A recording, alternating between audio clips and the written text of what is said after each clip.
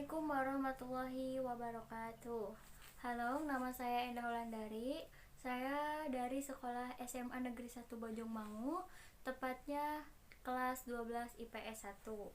Saya di sini akan menjelaskan tentang kerjasama dan macam-macamnya. Kalian udah tahu belum kerjasama itu apa? Nah, jadi kerjasama itu adalah bentuk interaksi sosial yang dilakukan beberapa pihak. Kerjasama bisa dilakukan antara dua orang atau lebih, ataupun kelompok untuk mencapai suatu tujuan bersama.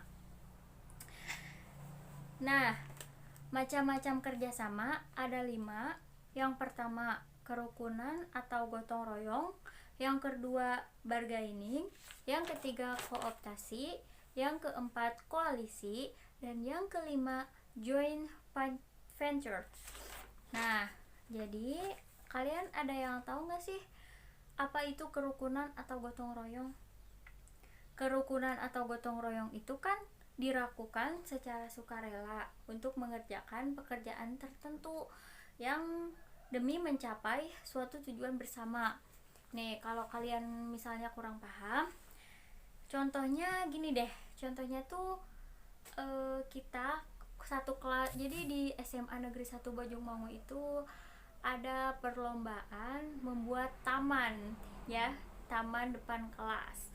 Nah, jadi kita tuh kan harus gotong royong, satu kelas kita harus bersama-sama membuat taman itu agar mencapai tujuan yang sama juga. Jadi gitu contohnya. Nah, yang kedua ada bargaining. Bargaining adalah kerjasama berupa perjanjian pertukaran barang atau jasa antara dua orang organisasi atau lebih. Nah, contohnya gini. Ini juga ada contohnya ya. Jadi biar lebih paham. Contohnya misalnya transaksi yang terjadi antara penjual dan pembeli. Gimana ya? Jadi gini nih. Misalnya ada penjual yang sepakat dan berjanji untuk menukar barang atau jasanya dengan yang dimiliki oleh si pembeli. Misalnya si penjual ini menjual dengan harga 100.000. Nah, misalnya si pembelinya ini nawar nih, gimana dong kalau 85.000 aja gitu. Katakan 85.000 udah standar banget gitu. Uangnya juga pas uang saya cuma ada 85.000. Si penjual ini otomatis mikir-mikir dulu ya. Nah, kalau udah mikir-mikir, mereka pun sepakat, si pembeli dan si penjual pun sepakat untuk menjual harga barang tersebut 85.000 dan si pembeli juga sepakat membeli barang tersebut dengan harga 85.000. Jadi gitu. Yang ketiga ada kooptasi. Kooptasi adalah bentuk kerjasama berupa penilaian unsur baru dalam kepemimpinan dan pelaksanaan organisasi guna menghindari konflik. Contohnya yaitu pembuatan undang-undang anti korupsi yang dilakukan oleh DPR dengan pemerintah dan warga negara. Jadi misalnya kalian tuh ini tuh pemerintah kan mau bikin undang-undang anti korupsi. Nah, jadi harus ada persetujuan dong, harus ada persetujuan dari pemerintah, dari DPR dan warga masyarakat juga, agar tidak menjadikan itu sebuah konflik gitu. Misalnya ada yang gak setuju nih, dia masih aja gitu kan, itu masih aja bikin si undang-undang itu. Nah, kan si suatu pihak yang gak setuju itu bakal menimbulkan konflik gitu. Nah, yang keempat yaitu koalisi, yaitu bentuk kerjasama berupa kombinasi dua organisasi atau lebih dengan tujuan yang sama. Contohnya gini, kerjasama di saat mengerjakan tugas kelompok. Contoh ini tuh pasti banyak banget yang terjadi ya di kalangan semua mahasiswa dan mahasiswi.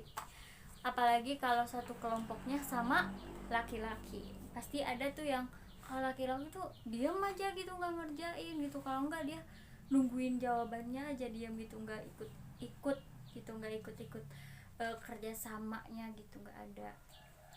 Jadi kan namanya juga kerja kelompok ya, jadi harus mengerjakannya sama-sama dong. Kalau misalnya yang kerja yang diam-diam, berarti itu yang kerja itu kan kelompok. Enggak ya. Nah, yang kelima adalah joint venture, merupakan bentuk kerjasama yang terjadi antar perusahaan untuk mengumpulkan sumber daya dalam mencapai suatu tujuan. Misalnya nih, ada perusahaan apa ya, perusahaan minyak A dan perusahaan minyak B, itu udah kerjasama nih mereka. Nah, mereka ini mau membuat sesuatu yang beda lagi gitu ya, minyaknya misalnya minyak ini tuh wanginya beda, parfum ini beda gitu, bukan minyak ya.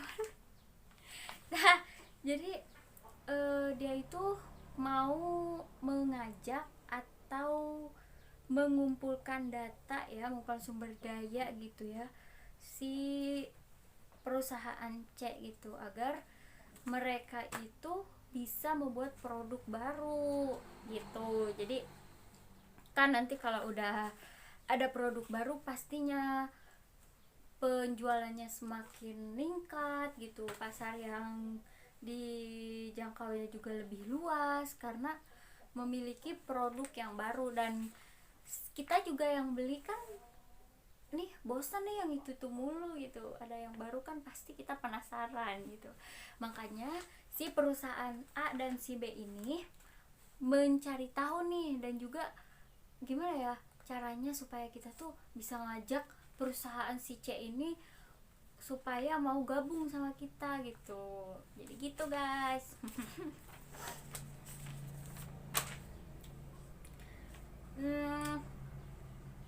Kayaknya dalam ilmu sosiologi juga nih, kerjasama itu masuk ke dalam bentuk interaksi sosial asosiatif, yaitu interaksi sosial positif dan interaksi sosial yang negatif. Jadi interaksi sosialnya itu bisa masuk ke yang positif, ada juga yang negatif gitu. Jadi kalau yang positifnya ini gini ya,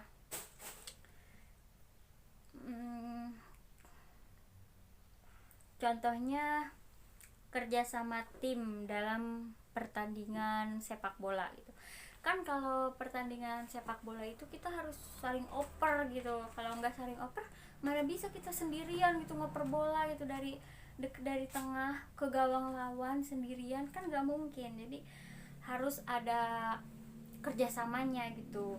Terus kalau yang negatif juga ada nih, misalkan tawuran antar pelajar gitu ya. Sekarang banyak banget tawuran antar pelajar gitu, padahal itu nggak ada apa ya, nggak ada faedahnya sama sekali gitu loh. Yang ada apa sih gitu, nggak ada banget gitu. Jadi jangan gitu ya. Segitu aja dari saya. Sekian, wassalamualaikum warahmatullahi wabarakatuh.